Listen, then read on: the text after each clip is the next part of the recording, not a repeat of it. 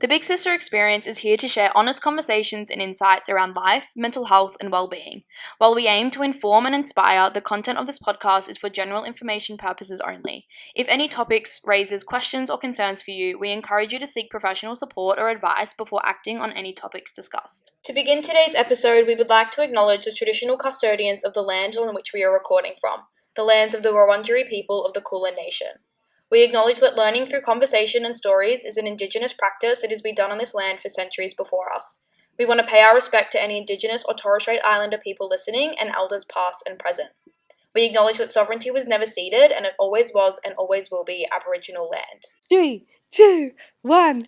Hi! Hey! Hello, welcome back to the Sisterhood Space. My name's Tiara, my pronouns are she, her. I'm Caitlin, my pronouns are also she, her. Yay! Welcome back. We are from the Big Sister Experience. We run all-day mental health wellbeing workshops with young people, just talking about some of the stuff we wish we knew when we were their age, and we really just love to get into it. Before we start, I also want to acknowledge that it's called the Big Sister Experience. It does sound a little bit gendered. Some of it is gendered, to be honest about it, because there's some things that female identifying people go through in this world that's just different from others. But also in saying that, it's more about us showing up as those big sister figures, maybe giving you some of that advice or just chatting about some of those things. We want you to feel comfortable showing up authentically as yourself, however you identify. Yeah. So, that being said, we're the Big Sisters, you're in the space. Welcome to the Sisterhood Space. Woo! Yay. We are getting into it today. I'm really excited. So excited. Yeah. We've been given that green light of get into it. We're stepping out of a workshop space and dealing with those students and working by the considerations of a school and those kind of guidelines. This episode, I feel body image, we're gonna get into it. Yeah. I'm excited. Yeah, we're gonna get real about it. Yep. But I think before we start, just checking in, how you feeling, how you doing? I'm feeling good. I'm feeling ready to get into this. I think on a personal kind of level, dealing with body image and those kinds of things is so present for me and kind of was so much of my adolescence and growing up and high school, and so formative for good or bad reasons in kind of my identity and how I exist and how I kind of think and feel towards myself. And it was just so prevalent, and I'm ready to get into this. I'm let's go. Yeah. No, I'm excited. I think also, no matter how much we do this topic, I think it still makes me nervous, because whether it's in just chatting about it normally or in a workshop, hearing what the young people have to say, it feels especially when we're talking body image, it's a lot more negative than it is positive. And it's quite vulnerable. Yes. To have students asking these questions, sometimes when I hear their stories and their journey, you feel that and it's just it kind of hits you in a way of I know how you're feeling, and you just want to be oh. Yeah. It's I've been where you are, I still am where you are sometimes, and I think it hits deep. And they want it to be over, and they want that all of their questions are when will I love myself? Yes. And when will I? And I'm and I don't want to be you won't, but the nuances of it is what we really want to get into. Yeah. So that being said, we are going to get into our first question, which you have. Should I do it? Yeah. So we have sticky notes in our workshops. Sometimes it can be scary to come up to us, and we're always chat with us, we want to hear from you. But it can be nerve-wracking to put a face to a question kind of thing. So we give all of the students a sticky note and we let them ask us any anonymous questions, and then we keep some that we think others might want to hear or kind of things we want to chat about. So we're getting into it. This question says, I know I can't change my body and should love how I look, but how do I stop feeling ashamed and comparing myself to others? I want to say I love the acknowledgement of I know, because we go in and we're we know body image is such a big thing and we talk about it to them for a reason. And we go in with we want you to love yourself. Obviously we go from a realistic perspective of it takes time, but I love that it's she knows how she's supposed to feel, and it's I do want to feel good about myself, right? Yeah. But realistically, how I'm feeling is not great because I'm comparing myself to everyone, and like that makes it the journey so much more difficult. So I want to say I love like just how real the question is. Yeah, and I think it's so common.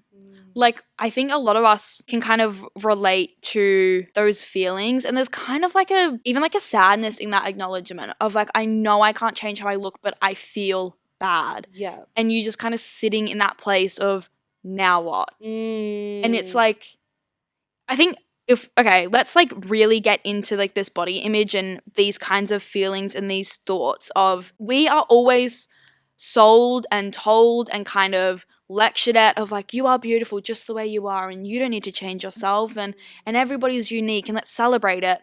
But then you walk into places and the models you see are a size 6, and there are shops that you go into and they only go up to a certain size, or there's a this and everybody looks a certain way, and you're going to tell me like, it's okay that you have freckles. And I remember growing up being bullied for my freckles, and everyone was like, what's in your face, and now people are buying things to like put on freckles, and people are like, guys, TikTok hack, like use an eyebrow pencil to put on. And I went, you bullied me for this.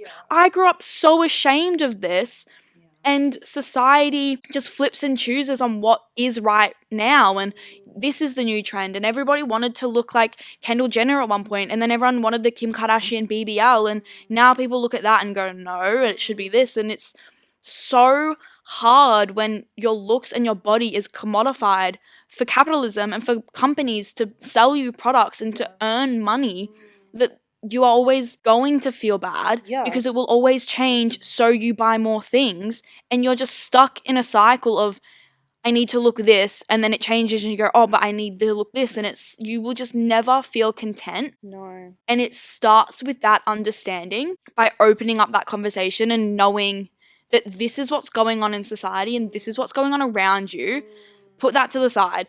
I know I'm going to say put that to the side and you're not going to. Like, it's difficult. Yes, because it's what you were saying of like, the reason all of this is done is literally for money, for businesses. I want to say loud and clear, I will die on this hill. People's bodies, people's sizes should not be trends. It should not go in and out. So I'm getting heated. But it's ridiculous. Yes. I can be so passionate about this, and things will take so long to change. And I think there are spaces we're getting to, places that we're extending size ranges, and we're being shown way more different types of bodies and how that is all amazing. But still, so much, the majority of what we see is that negative of like, you should look like this, it should be like this. And I also find it funny that we say things are showing this, am I showing that, but we still are always pointing it out. Like, I remember watching a runway and they had models like in a wheelchair, and they had models with like limb differences, and it was like so much commentary about like, wow, like they're doing this and they're doing that, and I'm like, even this should be normalized. Like, we shouldn't have to be like, wow, like they're doing a good job by showing this. And it's like, this should be normal. This shouldn't be praised. This shouldn't be the exception. Yeah. Yeah, 100%. And I think like coming down to it in terms of how we feel about our bodies, like personally, understanding that I don't want to like, okay, I'm going to say a couple of things. One, unfortunately, with the reality we live in now, this is the way the world is. Is it right at all? Absolutely not. Should the world change? Absolutely, right? But also understanding you probably will hear voices of other people telling you how you look, or like this size is better, or like you should have this product and do this thing and change everything about you to make yourself feel better about you, right? You're going to hear those voices as femme presenting, as like femme identifying. You're going to hear a lot of that throughout your life. I don't want to be like, no, it's fine, love yourself, forget everyone, right? Because realistically, it's difficult. Yeah. It is hard. It is so much of what we hear from such a young age, right?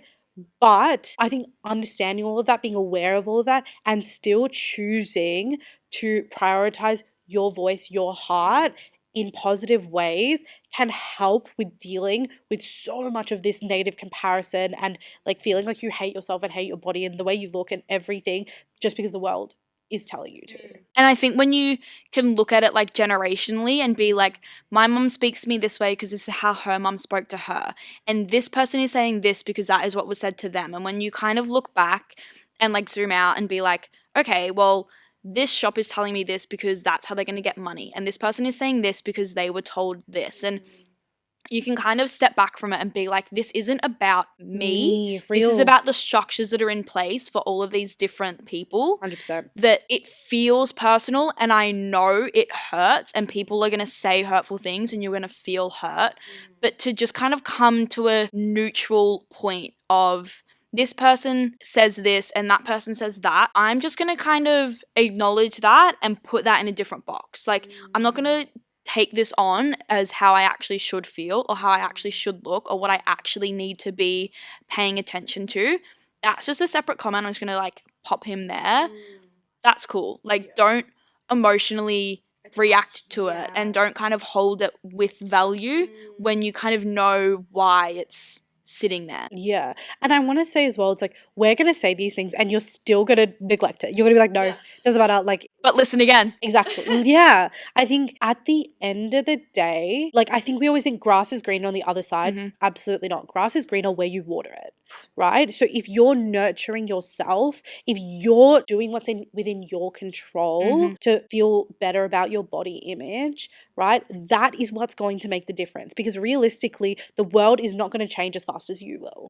I'm absolutely not saying feed into the beauty standards and everything. I'm saying the opposite. What we've been saying this whole time. Acknowledge that it's there, but also choose different for yourself. And I'm going to tell you personally, that also can feel really isolating. You could feel like the only person doing it because everybody else has been taught otherwise through generations, through different cultures, everything, through different beauty standards. But you can choose to be different. And like I said, it's going to be hard. And especially once you distance yourself from it, you will look at the world with a different lens. You're like, wow, I was genuinely, it feels like brainwashing. And I was really taught to feel all these things. And once you start working out of it and you see it from an external perspective, you're like, yeah. So I understand being there and I understand where they're all at, but I need to not be there for me anymore to feel better about myself. Yeah. And I think it's so, like, such a huge conversation, and there's so many nuances to how you feel and how different people feel. And even coming from, even just by saying, like, just like acknowledge it and like take a step back. Like, we also need to acknowledge pretty privilege. And if you look a certain way and you choose to step back from it, when we talk about like intersectionality, which is a big topic, it's just the like idea of being at a disadvantage. There are so many more disadvantages to different kind of people through race, gender, ethnicity, sexuality. Like, I know as a white woman, I have so much more privilege to someone of color, but I also have less privilege than a white male because of my gender. And it's about understanding those kind of nuances. And I know that through pretty privilege, there are so many things people are afforded and people are allowed to like step back from that because they won't be treated differently because they have pretty privilege. And by them choosing not to do this, people will be like, yeah, good for her. But if someone else is to choose to do it, they'll look down upon because it's like, but you're not actually fitting that pretty privilege and we're not going to afford you this. And there's just so many nuances to it that we can say like, don't listen to it, but then you just, like it's tough. So much of what you're going to be fed are those beauty standards, is that pretty privilege. And if you feel like you don't fit into it and you're judging yourself by that, you're only going to be miserable. I'm going to say this.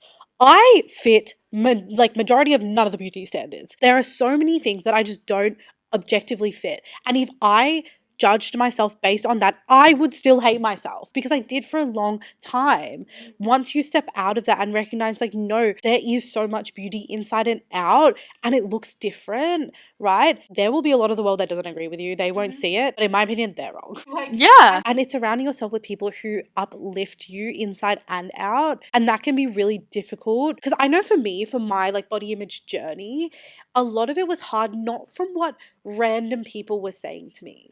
I think for me, it came from the people that I did care about. Yeah. And who like say they love me and I know that they love me. But that throwaway comment. Exactly. Yeah. And I think that hurt more because I was like, but you're supposed to love me and you're supposed to like lift me up.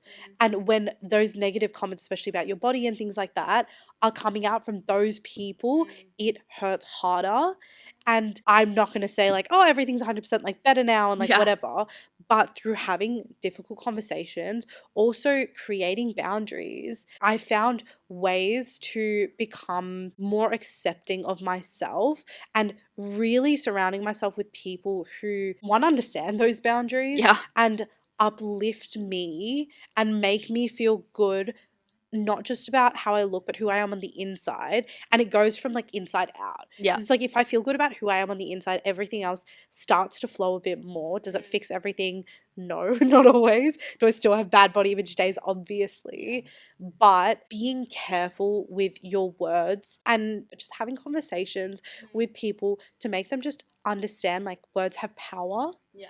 And that even if it's just a throwaway comment, even though if there's no intention or bad intention behind it, it still makes an impact, right? Acknowledging those things and having those conversations can really help you create your world in a more positive way and make a more positive space for you. And even in workshops, sometimes we do like an activity when we're talking about body image where we get students to like raise their hand if there is something someone has said to you years ago, but you still think about it. Hands up. Yeah. I can still remember what people said to me in high school. Yeah. I can still remember these comments, and I am still insecure about things that was brought up when I was that age because it is so influential and it sticks and it hurts. And even if that person didn't realize it at the time and it was a passing comment, the amount of students and the amount of us that can acknowledge, like, I know they didn't mean it, and like, but it hurts. And knowing like, yeah, words do have power, and the words that are said to you from others hurts. The words that you say to yourself, if you're believing it, if you're internalizing it, if you're like, yeah, like I actually shouldn't look like this and I actually should have this and I need that. By speaking that to yourself as well, you are forcing it to be the truth when it isn't, and it doesn't have to be. Yeah. And even how you're speaking to yourself is damaging. Yeah. My therapist told me this thing a little while ago. So those thoughts and opinions, like if you think like, oh, I hate my body or I hate myself, she said it's called like a hot thought. And a lot of the times we just take that hot thought and we just run, like let it run. Yeah. Question it. You don't need to accept it. You don't need to be like, oh, yep, that's the truth. You can say it and be like, okay, hold on. Yeah, and then be like, where's that Coming from? Yeah. Or even be like, what is this saying kind of underneath? I think the thing really, really starts with like with body image, with comparing yourself, with everything. It starts with acknowledging how you speak to yourself and how you treat yourself. Because I think so many people are going to say so many different things. At the end of the day, you are with yourself always. Yeah. What is that voice saying? Is it negative? If it's negative, how can I change that? Yeah. And we say this to the students as well, especially when we do body image. We're like, we obviously don't expect you to walk out of here being like, okay, you love yourself now. Yeah. We did one module and you're good to go, Yeah. right? Because we know it's a journey. It's not realistic, right? But what are the steps we can take? And it starts with understanding, how are you speaking to yourself? Yeah. Is that inner critic going really high? Are those hot thoughts helpful? Is that what you're hearing over the good things you're hearing about yourself from yourself? Yes, because how bad are we at accepting compliments, but how quickly do we agree when someone puts us down? Exactly. When someone says, your legs look really bad, I'd be like, yeah, they actually do. But if someone's like, your hair looks great today, I'd be like, no, they don't. Exactly. Like, we just immediately dismiss those compliments, but are so quick to engage with the negative and be like, they're so right. Why? Just these little kind of day-to-day things, and by having these conversations and by acknowledging those broader things, we can kind of flip that of like, yeah, like, why can't I just accept that compliment? Like, they mean that. Like, they actually do just think my hair looks good. And then even then when you asked why, it actually got me thinking, okay, like, why do we do that? Right? And I think so much of it just comes from how society, the world has told. They want us to just be like females, polite and yeah. quiet and just sit back and don't be too hot-headed and don't be too loud and just, nod and smile and be agree. humble. Yeah. And it shows like there's only a certain way to be a woman, be a person in this world, right? And it's ridiculous. But we can acknowledge these truths, and we can acknowledge that there's all of this, but it doesn't take away from the fact that we are hurting and it impacts us and it's an issue, and we can be aware of these things. But by having that awareness and by breaking it down and sitting in it, we can start to unpack those structures, and it will be little. And we're not going to go out now and have the rest of my day and be like, I am beautiful, I look so good. But I am going to slowly start to unlearn little habits, and I won't be as critical, and you will find those people that also feel those things. And when it comes to like not feeling ashamed and comparing myself to others, I think so often that comparison just comes from a place of being around those people all the time. Like in high school, you're seeing these people. If you're in like a prep to 12 school, they have known you when you were 6 and now they know you when you're 16. Yeah. From a 7 to 10 school, like you know these people and you're with them day in and day out, and that comparison just comes from the fact that you're the same age in the same place, and you're automatically going to look to that other 15-year-old and be like, well, I need to look like that. But that 15-year-old looks this and I should look like that and maybe it's this, and you're automatically just going to be comparing because that's the environment you're in, and you also are being compared because then you get given grades and then you see all these things, and like obviously you will feel that comparison, and I think that that's just again comes with the understanding of that's how it is because of that environment. But I know for me, leaving high school and moving away and moving and going to university and seeing more and having more experience, I'm less critical because I've seen more and everyone's kind of doing their own thing, and everyone's just a bit more like, yeah, I'm on my own path and doing my own thing now, rather than this is what I do every day and 9 to 3 I'm at school and we're all the same. Like everyone's journey is so different after high school that the comparison is less because everyone's just a bit more in their own lane doing their own thing, and it's just kind of like, yeah, that's them, cool. Yeah. I think also with comparing yourself to other people, it's what you're saying is like you're in this small pool in school and you'll meet the rest of the world and everybody looks different and acts different and there's so much beauty in all of it. And exposing yourself to more of those things, you're going to like understand that, and it takes time. But it really starts from within, acknowledging and understanding the beauty standards. And am I feeding into it because it's actually what I want to do, or it's what I'm being told to do? I learned this in uni I don't remember what country it was. It was either like Fiji, Samoa. It was one of those countries back in the day, like ages ago. They didn't have TVs, nothing. And the women of like the tribes and things like that had big beautiful bodies, and that was worship, that was praise, because like that maternal figure was so highly looked at. And it was like, and so all the girls like wanted to be big, all the boys looked at the women with such high praise, right? And the reason I'm saying this because like stereotypically it's like the flipped, Western beauty standard, right? yeah. Like, smaller is like more value is better, right? And so that's how it used to be. And then they got TVs and they started seeing Western media, and then so much happened to their body image and how they look and viewed and valued themselves because of what they were now exposed to, that they were comparing themselves to people from completely different place, completely different like lifestyle, everything. And they were like looking down on themselves because they were looking on these TVs and they were like, oh, this is the beauty standard. When before, like their standards was all they knew. Yeah.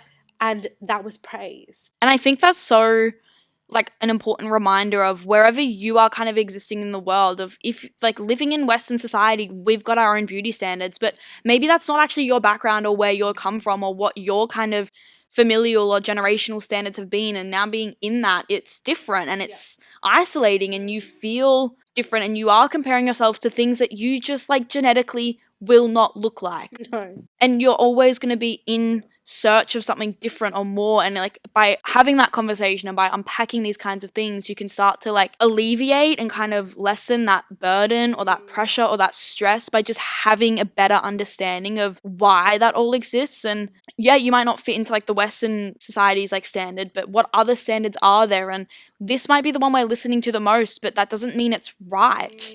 It doesn't mean it's the best or it's correct. Like, and it's also like some things won't like suit you or be suited for you or what you even want. Yep. So like start listening to your own voice. And that can be so difficult amongst everything you're being told and fed through other people in your life, through social media, through everything. But ultimately, it is up to you at the end of the day to choose what you are listening to. Yeah, which I think is great for this next question. Oh, I have it. Yeah, so this next question, which I've heard this a bit and it makes me like emotional. I'm like, oh. So this question is, so what will you tell your younger self how to stay confident and just be you? Little baby Caitlin. Oh, with the little glasses. And I know, and these glasses are new. So funny, I remember lying. Everyone in my family has glasses. My parents, my brothers. I remember when they came to the school and you got like eye test done at school. I don't know if this is like an everywhere thing. Maybe it's a regional thing. I don't know. I'm from regional Victoria, and we had like optometrists come to the school and you'd like do an eye test, and I used to lie on them because I wanted glasses so bad because everyone in my family had them. And then I think that's really funny because my brother was older than me and he got bullied for having glasses, and I was here being like, I want glasses. And then I also had braces and I got bullied for having braces. And then I know some people that it was like, yeah, that's chill, that's normal. Like there's so many nuances to it. Anyway, Wild. Little baby Caitlin. Oh, I love this question. what would you tell your younger self how to stay confident and just be you? I think it's a really interesting thing to think about because I know inherently like what I would say to my younger self, but I think I would only say it now, and I know my younger self would be like, shut up. Like, my younger self, she was so sad. She was so sad and she was so hurt. And to think about her, like, listening to anything, she just did not believe in anything that wasn't critical. Any form of positivity, any form of anything. I was just like, but you're lying and you're forced to say that and you have to say that. And I know for a fact, I have a tattoo on my arm in my mum's handwriting and it says, "This body is a love letter." And I adore my mum with everything in me, and I think my parents are just the best people in the whole world and I love them. And I was really bullied in school, and I like sit and giggle at it now because it's my only kind of reaction to it. But I was never the pretty friend. I was never the friend that was chosen. I was never the best friend. I always just kind of felt like I floated and existed like through school. And I was so critical on myself because I thought that if everyone else was critical of me, then that's the truth. And like, obviously. And I would sit there and I would go home to my mum and I would just cry about what everyone had said to me. And it was so personal. And I was like, yep, like, I am this and they are right and I shouldn't be this. And I just feel so upset to kind of look back on that and think what I missed out on and what I wasted. And I look back now with like appreciation of so many people say I'm so much like my mum and I have these qualities and I've got this. And I look at that now and I go, I love her. And like, that's why I had that tattoo, because I think I am such a like celebration of who my parents are as people. And like, I look like my mum in these ways and I'm so proud to like have that and to honor her through that and like to have her as a part of me. And I wish that when I was younger, I just kind of accepted these things more. And I just wish I was less critical and less harsh. And instead of kind of leaning into all the negativity, I just kind of stepped away from it a bit and did kind of look at it with a bit more questioning instead of just being like, yeah, well, obviously that's correct. Yeah. I think I just wish it was like, no, that's okay. And I think in terms of like being more confident and like what would I do to make her more confident, I think it was more about finding your voice and not trying to be who you weren't. And I think it came with, I never felt like I belonged in a specific group or with a specific like friendships or anything. And I think that I only learnt to appreciate myself and love myself and accept myself when I knew who I was. And when I was trying so hard to be somebody that I wasn't, I felt lost, I felt alone, I felt sad, I felt every sad kind of feeling. But when I learned who I was and what I enjoyed and what style did I like and what do I want to be doing with my life and kind of leaning into myself more, I am more confident and I am able to kind of listen to that negativity with a wall up, because I actually do kind of like myself now and I do think I'm pretty and I do think I'm As you funny and I should. do think I'm smart. And if Yeah. I'm having someone be like, "You're actually really ugly," I'd be like, sick. Like, I'm not gonna take that to heart as much because I know these things and I know myself more. And I think what I wish I could have told myself is like, learn about yourself and who are you when you're not trying to impress those people. And if you don't want that, like, what do you want? And kind of stepping into that more. I think I wish I would have told myself. Yeah, and I think that's brilliant. I think, really similar. It says how to stay confident and just be you, right? Oh. You can't be confident in yourself if you don't know yourself. Exactly what you were saying. Learn about yourself. Figure out the styles you like, the music you like, what makes you laugh, what makes you enjoy your time. I love thinking about if I was in a room by myself, nobody else was there, what would I be doing? Would I still be doing the things that I wanted to do if there was nobody watching? Like, who are you when you come home from school and you shut that door? What are you doing in there? What do you enjoy? Yeah. Yeah. And I think that's really helped me figure out ways to be confident in myself because I'm really just doing it for me. And I think it's difficult. I think especially like growing up as like such a people pleaser and wanting to make sure everybody around me was okay. Like you said, going back to my room, shutting that door and being like, okay, well, when it's just me, what do I want? What do I like? Yeah. Who am I? And learning those things helped me become more confident in myself. And also it helps when you start thinking of things that way and building some of those mindsets when you're around people who do like say like, oh, you're ugly, like you're not funny. And I was like, no, you're wrong. Yeah. And the thing is, but I don't need to prove that to you. Yeah. I'm just like, you're just not my like you're not one of my people. because your people are going to recognize you for you and love you for you, and you don't need to do anything or change anything to just be loved and accepted, because the right people will just do that. And it's not even about being with people who also like those things or want those things. It's just about finding those people that can respect that that's a difference. And I think, I don't know why, like, my first reaction, I wear my little split toe shoes. So I have like the little tabbies, and people think these are so funny and so weird. I'm obsessed with them. I think they are the stupidest, funniest, like, coolest thing ever.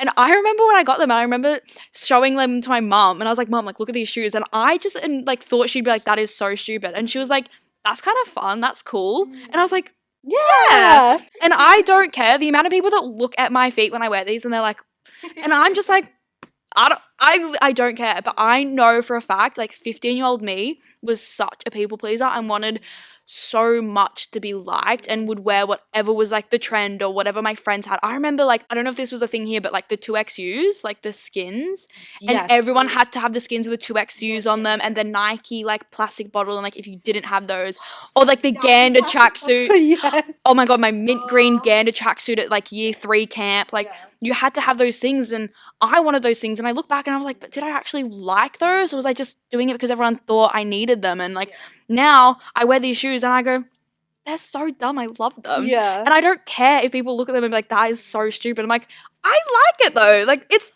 fun for me.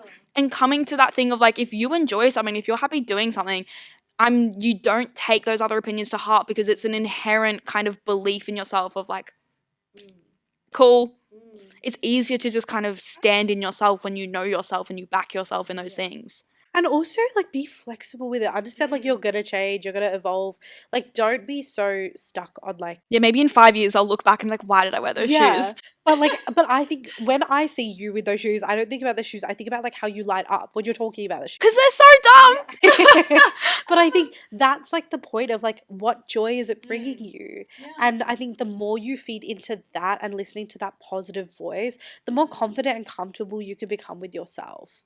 It takes time. It's a journey, but going back to yourself as the center, your focal point, can really, really help when the world is telling you all these different things. Also, like, even social media, blocking, unfollowing, removing. If there is media in your life that you are consuming that is not helping you, you don't have to be following them. You don't have to be engaging with that media. I could not tell you how many people I have muted. Sorry to like call these people out, but I have so many people muted because seeing their content makes me feel bad. I don't want to see that. And so I will mute you. And fair enough, like, do what you need to do for you. Yeah. Because, like, it's not about them, it's about you. Yeah. What a chat. I love it. So to end our episodes, we love to do our leaves and loves for the week. This week, what are we leaving? I think I'm leaving feeling like I need to have an explanation for things. And I'm coming back to the shoes, but I remember like my brothers being like, what is that? And I'm like, I don't need to tell you. You don't get it, and that's okay. Like, picking your battles. Like, I don't need to fight someone over this. I don't need to have a response for this. Like, cool. I think that's what I'm leaving. Like, picking my battles, explaining only when I actually need to. Like, I don't have to explain myself to anyone if I don't want to or need to. I love that. What am I leaving? I'm leaving talking about other people's bodies. Yeah. Like, I think if you think it's good or bad, like, whatever, just stop talking about it. The boring. Like, find something else to speak about. Literally. Yawning. Sloppy. Like, I come from a culture that talks so much about what people look like, not in like a good or a bad way. It's just like, oh, it's in front of me, and so I'm going to speak about it. And so growing up around that so much was like exhausting, because then you're so self-conscious and like you're like, oh, like am so I aware. Yes, you're overly aware of it. So I'm leaving that, and when I hear it from other people, like, I'm not going to join this conversation. I'm not going to add to it. I'm like leaving it. It makes me feel uncomfortable. I don't like it. It doesn't help anybody, right? And imagine like how much better of a place the world would be. Cannot wait. Yeah, if we just didn't add to this. I'm leaving it. I'm like, I'm done. Yeah. Okay, what are you loving? My shoes. Yay! I am loving finding my style. Yay, I think I love that. it shifts and it changes, and yeah, maybe in 5 years I will think they're as ugly shoes. And maybe I think there's something kind of like cute about it though. Like I look back on me as a 15-year-old like wearing those things and I go, why did she wear that? But then I go, oh, like, oh, what a baby. And I think I'm loving Pinterest and like finding my style and finding different people that I actually enjoy their content and I actually enjoy their style instead of I need to be wearing this because that's what these trendy brands are selling. It's like, what do I actually want to be wearing and what do I actually enjoy? And I'm really loving finding like small businesses and finding brands and styles and cuts that I find flattering and I enjoy and kind of makes me happy instead of just what I think I should be doing. That's what I'm loving, which is not good. I shouldn't be spending my money. I'm loving shopping. I'm not. Stop shopping. I am loving doing things because I love to do them, even if nobody else wants to do them. Like I went to a concert by myself overseas, right? And I was talking to a friend about it the other day, and then she was like, "Oh, did you want anybody to go with you?" And I was like, "Honestly, no." Same with me. When I did that, everyone was like, "You're crazy." I went, "I had a ball." Yeah, I was like, nobody would have matched my energy or needed to because it was an emotional experience. And you're not performing for who you're with. You're not trying to regulate.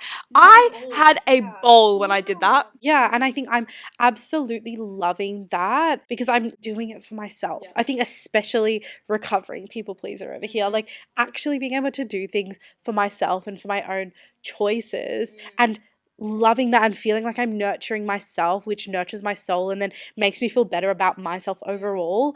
It's such a blessing and I just feel so grateful and there's so much gratitude there for that. And I'm just yes, I'm loving that. And I think just adding on, I'm loving gratitude. I'm always loving gratitude, being grateful for what I have and how I am and how I'm celebrated just being myself. Yeah. Whether that's from other people, which is like fun, great if it happens, love the support, but also like from me. I love that. Like celebrating myself in whatever I want to do and how I want to be. Yeah. Yeah, loving that. Oh, yay. Amazing. If you have like watched or listened this far, thanks. This was like such a beautiful episode. I've loved having these kinds of conversations and getting into it. If you have any questions, DM us, comment, email, like anything. We would love to hear your questions. This is your space. Yeah, we have Instagram, TikTok, Facebook, LinkedIn. Email us. We have a website. Wherever like you want to reach us, tell us your stories, your thoughts. Please like, share, rate, comment, do everything. Like we really, really want to hear from you and cater this way more to you as much as we can. And like keep that conversation going. If you've got a friend that you're like, they would love to hear this and maybe like you were just having a conversation about this, like share it, spread it, like keep this going and like having those conversations. If you're older and listening to this, leave in the comments like what you wish your younger self knew. If you are younger, like I'll cry reading that. Yeah, I feel like if you're younger, ask a question like what you want to know, like more advice on whatever it is, because like we said, we really want to foster this space, this community, this sisterhood. And we do this day in, day out. This is our day job. We have heard these questions before. You cannot shock us. You are not alone in how you are feeling or what you are thinking. I promise you that. Like if you've got a question, we want to be able to help you find that answer. 100%. Great. So like in our workshops, we love to leave you guys with a whoosh of love. So we'll see you in the next one. Ready? 3, 2, 1. Whoosh! Bye. Here are some resources for further support. Lifeline 131114. Beyond Blue 1300-224-636. 1-800-RESPECT 1-800-737-732. Suicide Callback Services 1300-659-467. 13-YARN 139276. Q-Life 1-800-184-527. Kids Helpline 1-800-55-1800. There's a QR code for further resources.